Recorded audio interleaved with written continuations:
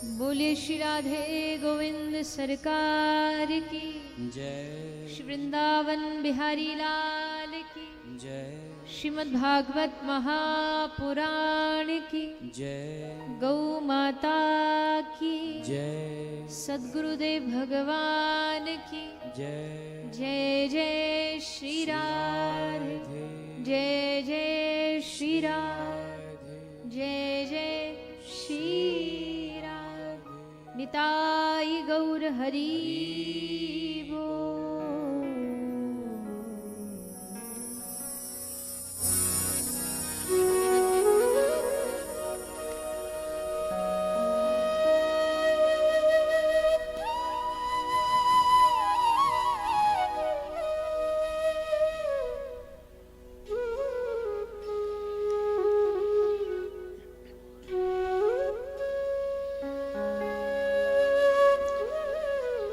आइए चित सार सिंधु सर्वस्व भगवान श्री राधे गोविंद के चरण कमलों का ध्यान करते हुए सभी श्रीमद् भागवत गंगा में प्रवेश करें। पधारे हुए सभी हरि भक्तों वैष्णव जनों के चरणों में व्यासपीठ की ओर से आप सभी को मेरा प्रणाम। कथा के द्वितीय दिवस में हम सभी प्रवेश कर रहे हैं।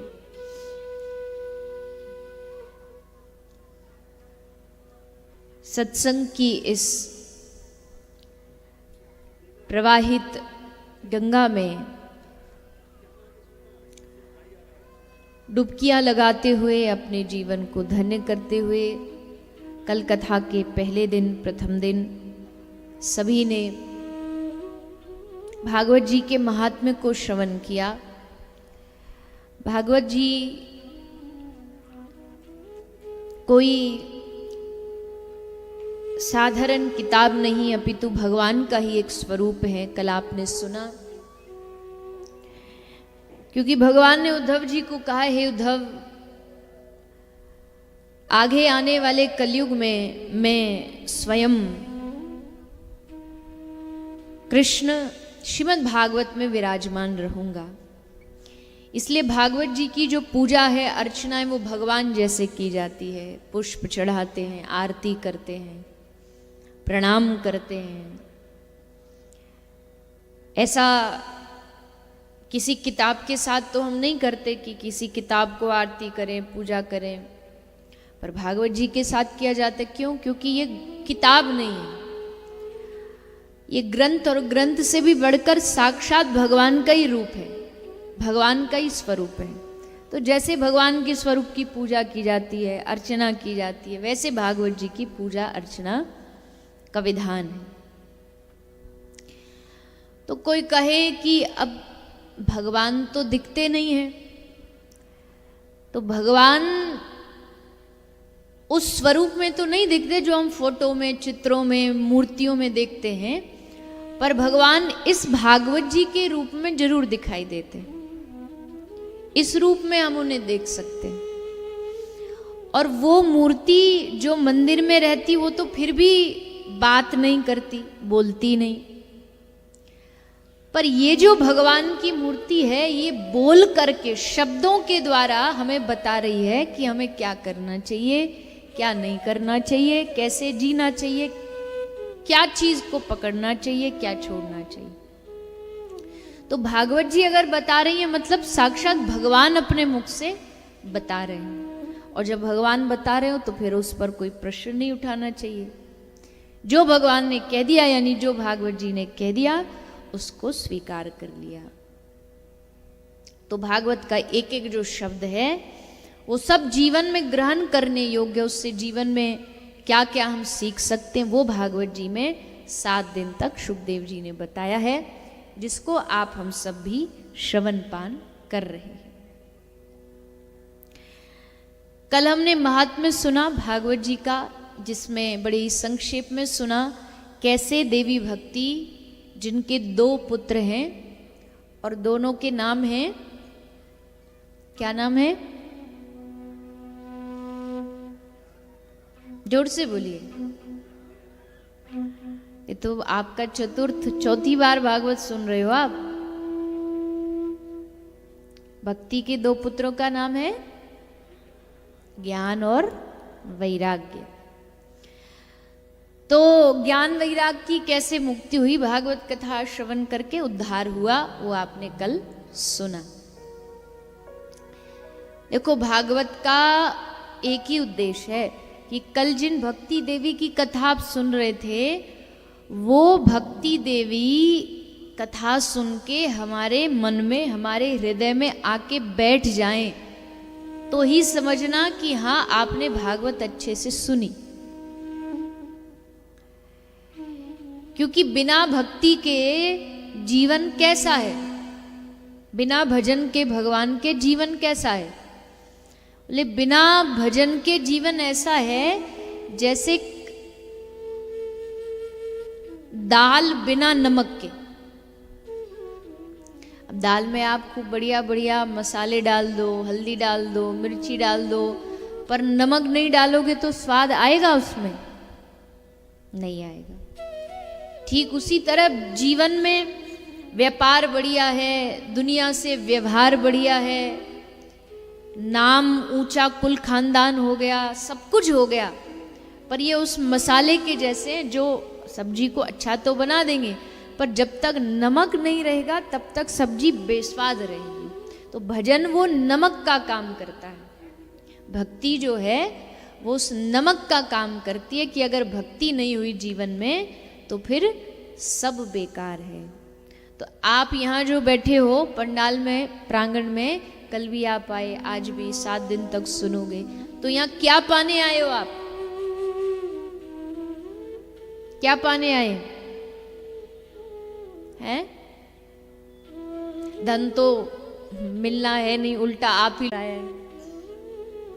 कपड़ा वो मिलना नहीं, थोड़ा बहुत ज्यादा से ज्यादा प्रसाद मिल जाता कथा के विश्राम में, इससे ज्यादा क्या देते हैं यहाँ? पर यहाँ वो मिलता है जो दुनिया का कोई बड़े से बड़ा कपड़ा, रुपया दान करने से भी बड़ा दान यहाँ किया जाता है। यहाँ क्या दान किया जाता है? बोले यहाँ भगवान की भक्ति सबको दान में दी जाती है, प्रदान की जाती है। सबसे बड़ा जो दान है वो भगवान की भक्ति का दान है, भगवान के नाम का दान। पैसा दोगे तो महीना 2 महीना में खत्म हो जाएगा, कपड़ा दोगे 1-2 साल में फट जाएगा। तो ऐसा दान दो जो हमेशा जीवन के अंतिम समय तक काम आए। तो सबसे बड़ा जो दान है वो भगवान की भक्ति का दान है, जो यहाँ कथा पंडाल में किया जाता है। तो आप सब यहाँ जो बैठे हो ये सोच के बैठो कि आप यहाँ भक्ति को पाने बैठे हो, भक्ति आपके चित्त में आए, आपके हृदय में आए।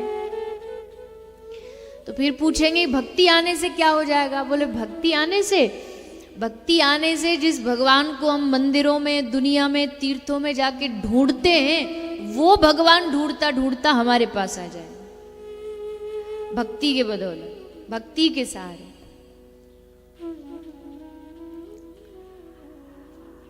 देखो इस दुनिया में ऐसा कोई आदमी नहीं है जिसके हृदय में भक्ति ना हो, भगवान के प्रति प्रेम ना हो। होता सबके मन में है, पर कभी कभी माया का पर्दा पड़ने से हम उसको, प्रेम को संसार में लगा देते हैं। हमें लगता है इस संसार का प्रेम, पर वो असल में जो प्रेम होता है वो भगवान से प्रेम हमारा चित्त, हमारा मन करता है। तो बस उसको जानने के लिए ये कथा की जाती है कि हम जाने हमारे हृदय में जो भक्ति है, जो प्रेम है, वो किसके लिए है, उसका सच्चा हकदार कौन है। तो जैसा महापुरुष कहते हैं, अयोग्य पुरुषो नास्ति। इस दुनिया में अयोग्य पुरुष कोई नहीं है। अयोग्य मतलब बेकार कोई नहीं है। सबके भीतर कोई ना कोई भगवान ने गुण दिया है, उस गुण को बस पहचानना है। अयोग्य कोई नहीं है इस दुनिया में। भगवान ने सबको कोई ना कोई क्वालिटी दे करके भेजा है। किसी के भीतर ज्ञान ज्यादा है, किसी के भीतर वैराग्य है, किसी के भीतर भक्ति है। पर जैसे आप जिस कमरा में बैठे हो तो आप देख रहे हो भैया बाहर तो बहुत धूप आ रही है, पर आपके कमरे में धूप नहीं आ रही। खिड़की भी है फिर भी धूप नहीं आ रही। क्यों नहीं आ रही? क्योंकि आपने खिड़की के ऊपर एक पर्दा लगा रखा है। तो धूप तो है पर हमें महसूस क्यों नहीं हो रही, क्योंकि पर्दा लगा। पर्दा हटाओ तो सीधा धूप तुम्हारे कमरा तक पहुंच जाएगी। ठीक वैसे ही भक्ति तो है पर माया के पर्दे ने थोड़ा सा उसको थोड़ा ढक रखा है।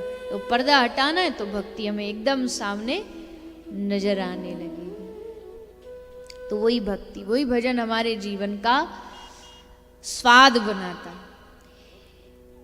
एक बार एक महात्मा जी एक सेठ के घर गए। तो जब महात्मा जी सेठ जी के घर गए तो सेठ जी से जाके महात्मा जी ने पूछा कि सेठ जी तुम्हारी प्रॉपर्टी कितनी है, तुम्हारे पास जमीन जायदाद कितनी है। तो महात्मा जी ने सुन रखा था कि सेठ बड़ा भारी जमींदार है, इसके पास सैकड़ों एकड़ में जमीन जायदाद है। तो फिर भी उससे पूछा कि ये अपने मुंह से बताए तो ठीक है। तो पूछा कि सेठ जी कितनी आपके पास जायदाद है।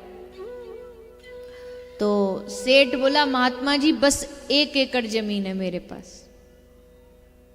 तो साधु को थोड़ा लगा, थोड़ा मन में तो क्रोध आया कि साधु से झूठ बोलता है, क्या हमको पता नहीं कितना बड़ा जागीरदार है ये।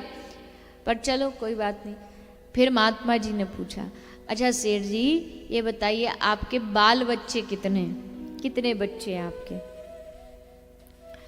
तो सेठ जी बोले महाराज 2। अब महात्मा जी पहले इनकी इंक्वायरी करके ही आए थे कि इसके घर में 4 बेटे हैं 2 बेटियां हैं, और ये कह रहा 2। बड़ा झूठा है। अंत में महात्मा जी ने पूछा अच्छा चलो एक और पूछते हैं। तो महात्मा जी ने पूछा अच्छा बेटा सेठ जी ये बताओ तुम्हारी आयु कितनी है, कितने साल की उम्र है तुम्हारी।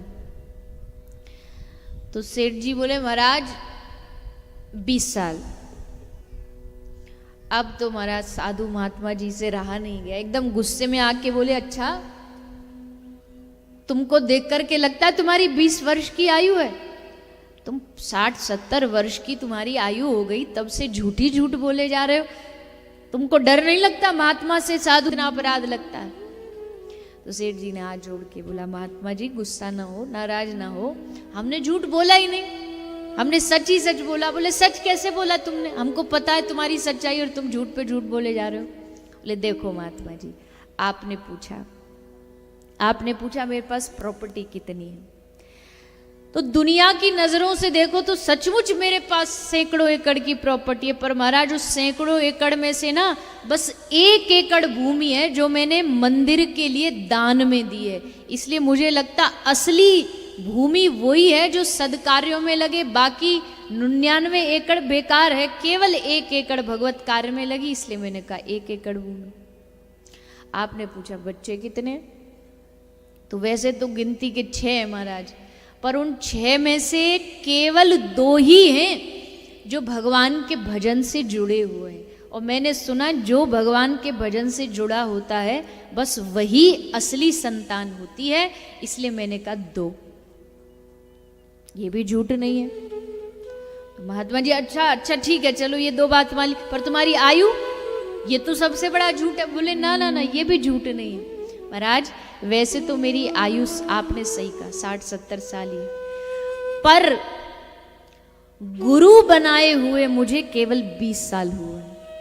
और मैंने पढ़ा है सुना है संतों से कि जिस दिन गुरु जीवन में आता है उस दिन हमारा असल में जन्म होता है, भक्ति का जन्म होता है, अध्यात्म का जन्म होता है। इसलिए महाराज मैंने कहा 20 साल से गुरु बनाए तो 20 साल का ही अब तक हुआ, उससे पहले का जीवन तो 40-50 साल बेकार गए।